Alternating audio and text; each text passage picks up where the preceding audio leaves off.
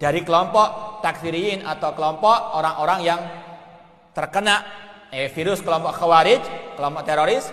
Mereka mengatakan yang wajib untuk kita dengar dan taati itu adalah pemimpin kaum muslimin yang berhukum dengan hukum Islam.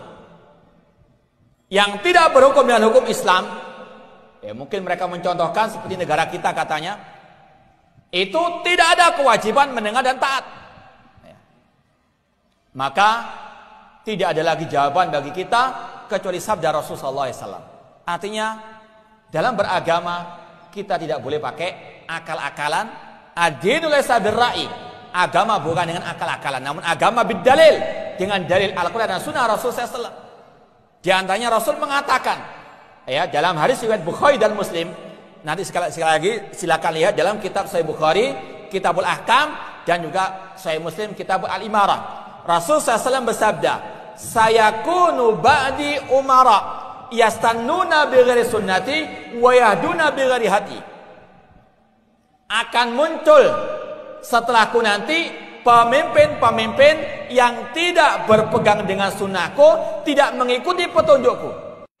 Dan kita yakini petunjuk Rasul SAW adalah petunjuk Allah. Hukumnya Rasul adalah hukumnya Allah Subhanahu wa taala. Di sini Rasul menggambarkan akan adanya pemimpin-pemimpin yang tidak berhukum dengan hukum Allah dan Rasulnya.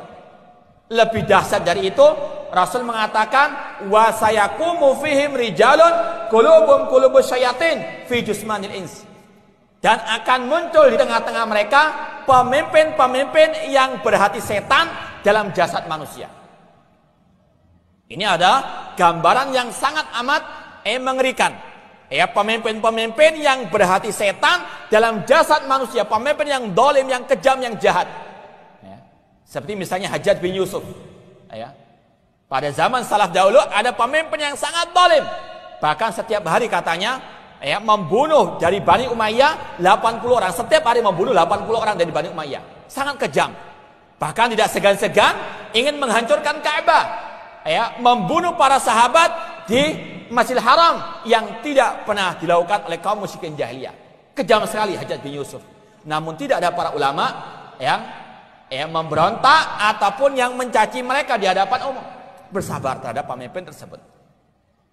Di sini sekali lagi kata Rasulullah SAW akan ada pemimpin-pemimpin yang tidak berhukum dengan hukum Allah, pemimpin yang kejam, yang dolim, yang KKN. Kemudian sahabat Rasulullah SAW yang bernama Hudzaifah bin Yaman radhiyallahu ta'ala anhu mengatakan, fa kaifa asna in adraktu dzalika ya Rasulullah.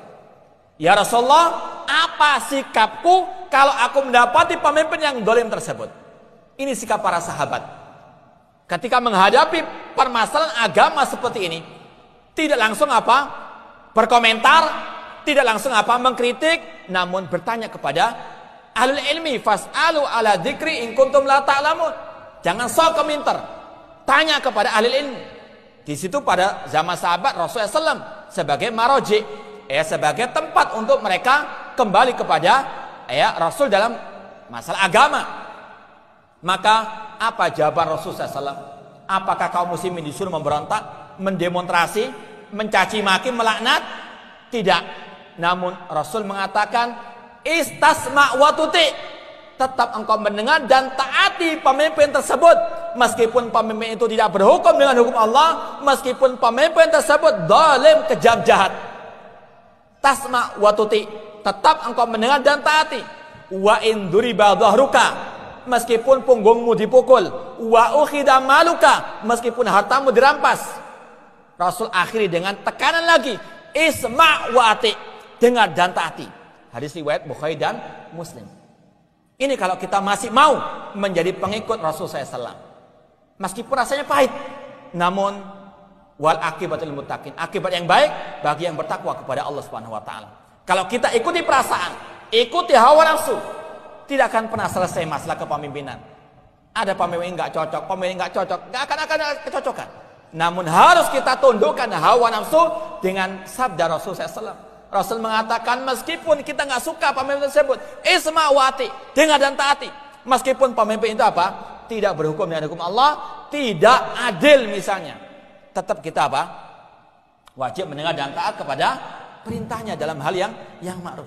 Jadi tidak ada alasan apapun untuk kita tidak mengakui kepemimpinannya, atau tidak ada alasan pun ya kita tidak mau mendengar dan taat kepada perintahnya selama dalam hal yang tidak bermaksiat kepada Allah dan Rasulnya Sallallahu Alaihi Wasallam.